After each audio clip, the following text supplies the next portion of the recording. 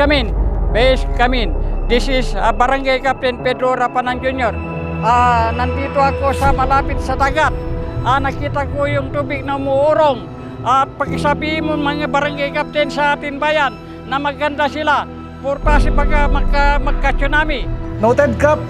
Pa-advise nga ro dun, Kap, nakiti ka barangayan tayon, nga mapan ka dagiti na ituding evacuation areas tayon, Kap. Daduma pa nga barangay captains tayo, kin-informarak tumutin ni Mayor, Kap, may panggip eta nakitam nga may isang natural sign iti tsunami, Kap.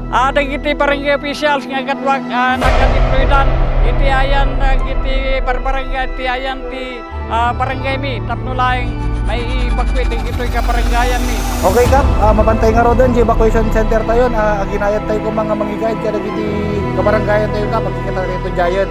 Over and out.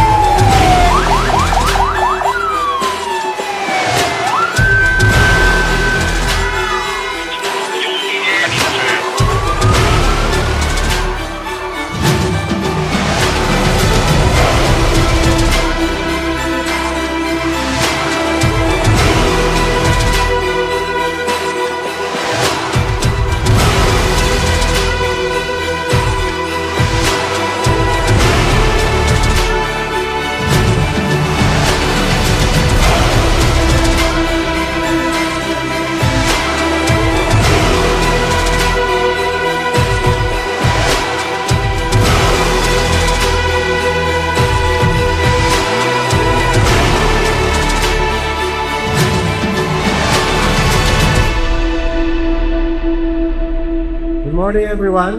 On behalf of the local government unit of Santa Catalina, Locosur, and the citizens of Santa Catalina, I extend our warmest welcome to everyone who are here, as we very well know that this is a nationwide event. And it is a great honor that our town, Santa Catalina, plays host to this event.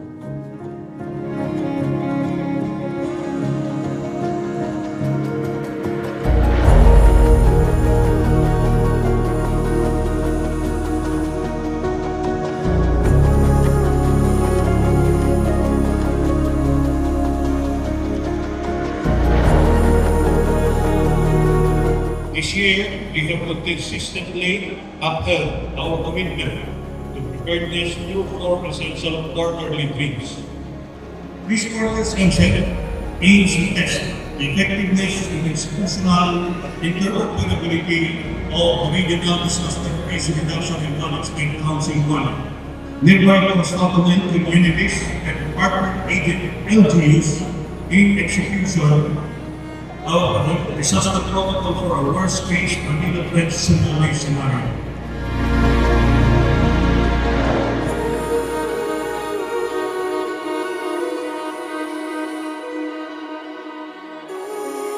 Ang mga kababayan po ng Santa Catalina ay lubos na nagpapasalamat sa ating mga kaibigan from the national agencies.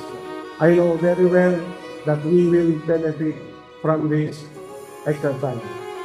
Katulad ng sinabi nila, biga ang handa. Thank you.